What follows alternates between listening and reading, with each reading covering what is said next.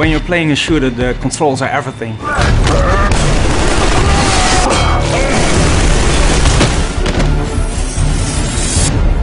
When we started working on Killzone 3, we first read through all the forums and the reviews to see what people liked about Killzone 2 and what they thought could be improved. The controls of Killzone 2 were a point that really divided the fans. Some of them really liked the heavy feel of the weapon, it made it unique, it made it different, but others felt it made the game too inaccurate and also a little bit sluggish. It's those animations that give the sense of weight and immersion to the game. The way that your gun moves, the way that your head bobs around, the way that your body shudders when you're sprinting. And we decided that whatever kind of changes we're going to make to the controls, we're not going to change that feeling of immersion. That became a challenging design task, not only keeping the heavy feel of the game, but also making it much more responsive. And I think in Killzone 3 we actually achieved exactly the right balance. What we did was take a really good look at the dead zones in the control scheme and fine-tune it to hell, basically.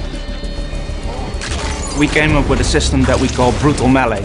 We wanted to raise first-person melee to a whole new level. We wanted something really brutal, something right in your face, very up close and personal.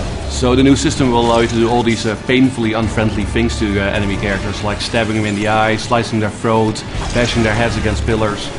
Very, very gratifying. You can use the melee system also with the environment, so you can bash somebody's head against the wall or kick them into cover, and when they're still dazed from the move you just performed, you can pull out your knife and stab them to death.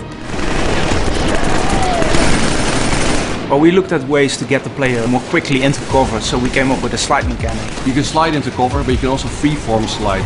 So in some cases, if the tactic is right, you can slide underneath enemy fire, turn around and shoot them in the side or shoot them in the back. Well, at the end of the day, Killzone 3 is a shooter, and a shooter isn't a shooter without some very heavy weapons that you can carry around.